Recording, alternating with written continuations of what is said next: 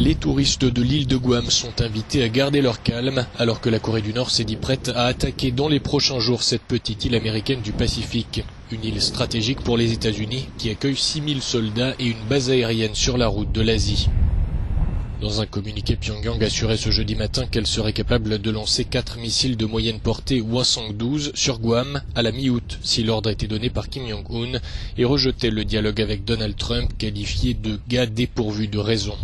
Je ne pense pas que la Corée du Nord attaquera Guam, estime cet analyste américain. Je peux l'affirmer assez sereinement.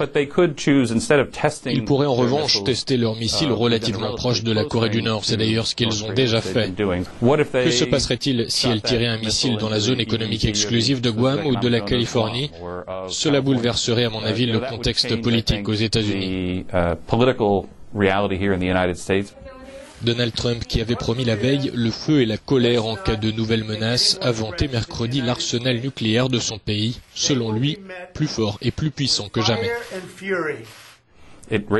Cela sème le doute dans l'esprit de la Chine et de nos alliés, estime Jim Scoff, la Corée du Sud et le Japon qui se demandent quelle est vraiment notre politique.